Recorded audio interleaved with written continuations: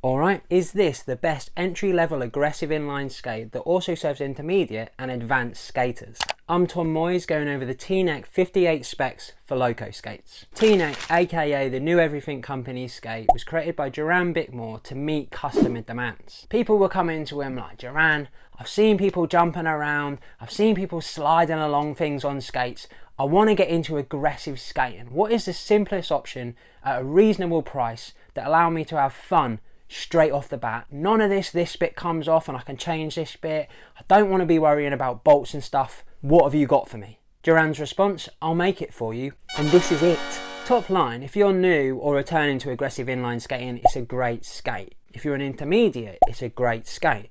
If you're advanced or claim you're advanced, it's still a great skate. And we're going to go over the specs and discuss why. The first thing I noticed about the TNEC skate is the relatively slim, clean silhouette, reminiscent of 90s skates. It has kind of a nostalgic retro feel to it. If you're familiar with aggressive inline skating, you may have picked up on the similarities between this and the Razor's Impact shell. If you're not, it doesn't really matter, but that was a classic boot from the 90s. The all-important top-down view is of course subjective, but this is the way you're going to be looking at them, and I'd say it was good. Nothing offensive about them, no complaints. Now once you've got your hands on the skate, you'll notice they're light. Now TNEC and Duran claim they're the lightest aggressive skate on the market. We put that to the test. We weighed a UK size 8 and it came in at 1,540 grams, which is equal to a jar of sun-dried tomatoes in oil, and it's also lighter than the USD Aeon, and we'll come back to that in a bit. We know weight is an important feature for people, so when you're on the site, if you're ever wondering about the weight of a skate, you just click the product specs.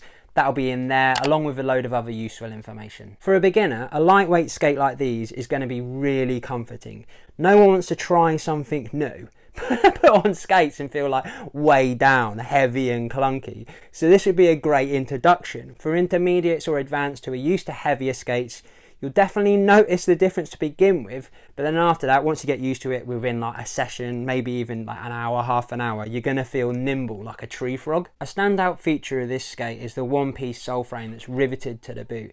This is going to mean better energy transfer, it's going to be more responsive. You're not going to feel like you're trying to turn a narrow boat round a corner or there's some sort of lag between you and your feet. When you move, this skate is going to move with you. This is similar to the USD Aeon, one of the most popular aggressive skates on the market, which has a one-piece shell, sole and frame. Using rivets, of which there is 10, instead of bolts, keeps the price down, keeps the weight down, and it also means there's lower maintenance. You're not going to have bolts falling out on you and going missing mid-session. You're not going to have to tighten the bolts every couple of sessions. You can just get on with the skating carefree, and if you've ever lost a bolt, you'll know the pain. Sometimes that means the end of the session.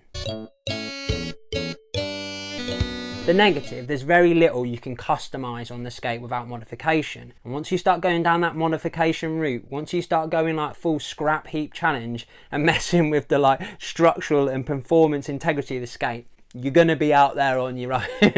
The companies, the brands, they're not really going to be able to help you once you take that leap. But the thinking behind it is that all the benefits I said before, the bolts aren't going to fall out, so you don't have to think about that. But also, beginners, they're not really going to be interested in customization straight away. And once they get to that point, once they've had the skate for a while, they realise, skating is the absolute business, I want to continue doing this.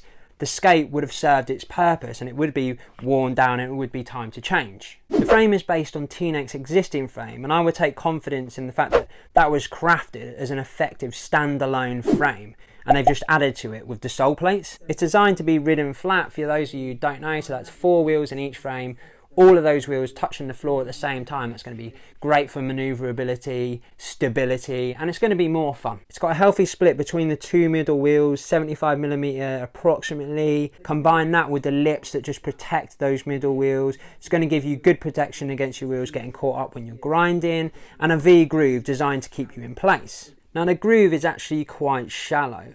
The lips protecting from wheel bite give the impression it's deeper than it actually is, but that's just a bit of an optical illusion. It's shallow. For a beginner skater, this is not going to make too much of a difference to you. The first kind of grinds you'll be learning will be a Mizu or a sole, so you'll start to wear that away anyway. By the time you come on to more advanced tricks like Royales, you'll have a groove in there that will give you better balance and be a bit more comfortable for you. For more advanced skaters, you're probably going to want to go to like a rough curb first and like get that worn in properly before you like start going to handrails and stuff, because there's a potential for you to slip out. The sole plate was inspired by the Roche's Fifth Element, with a generous 40mm of space at the widest part of the positive side and 32mm on the widest part of the negative side. It's got two raised pads towards the front and the back of the sole kit, so that's going to mean less friction and you're going to grind faster. It's got custom 8mm self-locking axles that spell out TNEC, so that's only going to require one tool to tighten them up, and it's also just a nice interesting feature. I've seen a few people mention the custom axle will be a right pain if you lost it. Yeah, if you lost it, I think it would be a pain, but I don't think you will. In my experience, when I'm losing bolts and stuff, it's always been the cuff bolt, the frame bolts, or the sole plate bolts. They're the ones that tend to go missing. In this case, also, this is self-locking, like we said before. I don't think I've ever lost a self-locking bolt. These ones, the custom ones, are the receiver as well, so they're the longer piece. So when you're rattling around, that's going to have a bit more hanging in there to hold on to. It's going to be the smaller side that falls out first, which is replaceable, so I don't think it's an issue. The wheels are basic. You can get them in the pink or the green. They come with ABEX 7 bearings. They're 58mm 89A on the softer side of wheels, so that means they should be more grippy. So if you're in a skate park, if you had a harder wheel, you'd be slipping around quite a lot, so this should serve you well there, and that's probably where you're going to be if you're a beginner. Duran himself said they're not much to write home about, and he personally replaces them. For a beginner, I think they'd be fine. You just notice maybe they wear down a little bit quicker. For an advanced skater, yeah, they're going to wear down pretty fast, and you'll probably have a preference already for wheels anyway. With the wheels, they are replaceable. So at Locoskates, we've decided to put together a special custom setup for $12.95 more, upgrading the bearings and the wheels to Revolver 58mm 86A. These wheels are going to be better all round, they're going to last longer, you're going to have a better experience. The custom setup also comes with wax laces that have been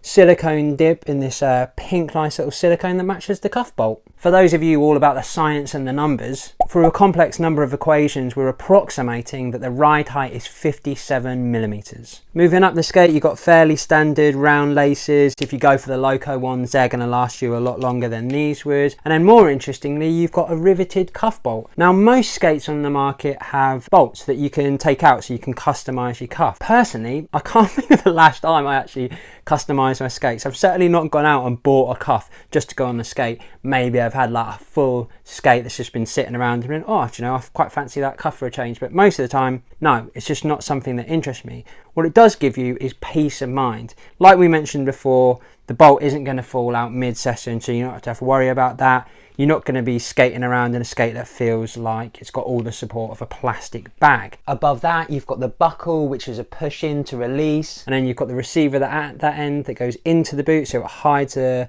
actual strap away. Fairly decent, feels sturdy. It's also got the cuff protector there. The thing about this one, again, is that it's riveted in. So if you do manage to bash that off somehow, it's going to take a little bit of a modification to sort that out. But hopefully, with that cuff protector there, that shouldn't be an issue. The liner is fairly standard. You've got a neoprene toe there, little bit of stretch that's going to give you a bit of comfort for the end of the toes as it's softer. You've got a fairly sturdy bottom, textured bottom. Again, for the ASMR types out there, offer you a little bit of grip. Again, standard. Protection around the cuff and the ankle, I'd say that was like medium density. Same again on the tongue. In the hand, they feel basic, like I keep saying. On the foot, they're actually pretty decent, especially when they're in the skate. They feel fine, they feel suited to the skate. The only thing I would say is that it's not going to offer you as much support as a premium liner. So personally, I would replace these with like an Intuition liner, something along those lines. You're going to last longer in the skate. But for a beginner, this is going to serve you well. Also, let's have a look at the liner inside it. Little bit of a thin liner, bit of protection, tiny bit of shock absorption, and it's like slightly felt, so it'll be nice underneath your sock. Now the all important question, how do they fit? Now if you've been skating for a while, you'll be aware of the phenomenon that is downsizing skates. This will make sense to you. If not, I'll break it down a little bit. So I'm a 9.5 UK in trainers and shoes. Sometimes I am a 10, rarely I'm a 9. When it comes to skates, I like to downsize so they look a bit smaller on me rather than big jugs. I would go for a 9 shell, especially when it's dual sizing, when it's like an 8 to 9 shell. I'll go for that shell. I'll take out the liner that they come with and I'll put in a thinner premium liner. That's how I like to do it. My foot length, aka Mondo, is 288mm. The internal shell size on a TNEC, medium 7 to 8 UK is 278mm, large 9 to 10 UK 299mm. I was feeling a bit brave, so I went for the medium first. With the stock liner, it felt like my toes were in a vice, and there was a bit of pressure across the bridge of my foot there near the laces. I think I possibly could have still skated them for the best part of like 5 minutes. I tried my Intuition liner in there as well, slightly thinner. That relieved the pressure mildly. You know, that might have taken me to 7.5 minutes, 10 minutes, but realistically, I would have just been in agony skating them. Not a surprise though, because the skates were too small for me based on the measurements. The large shell felt good. With the stock liner, my foot sat really nicely in the boot. There was a little bit of room at the end of my toes and above my foot, but not so much that it felt loose or like I was swimming around in there. And I think that would actually be a benefit if you're skating for like a long day, full day, couple of hours, something like that. Your toes aren't going to go numb. You're going to benefit from that little bit of extra space. Kind of similar story with premium liner as well. That's just going to give you more support. And if you're ever wondering about the fit of a skate, if you go onto the site, we have a scale for fit that's just under the size options. The TNEC 58 is a fantastic introduction to aggressive skating that has features more advanced skaters are going to like. As a newcomer, this skate is ideal. It's light, it's responsive, you've got the big sole areas, you've got a big split between these two middle wheels, nice groove, flat wheels for agility, stability, and it's just going to feel really fun. Opting for rivets over bolts means there is less maintenance and less to think about as well. And that's perfect for a newcomer. You literally put the things on, you do the skating, and you don't think about anything else. I think Duran has absolutely nailed what his customers were demanding, but also via the sole frame, he's actually created something that's brilliant for advanced skaters as well. Now, if that's piqued your interest and you're looking to take your first steps into aggressive skating or any other kind of skating, head on over to Locoskates, where we've got all the equipment and the expert knowledge you'll need.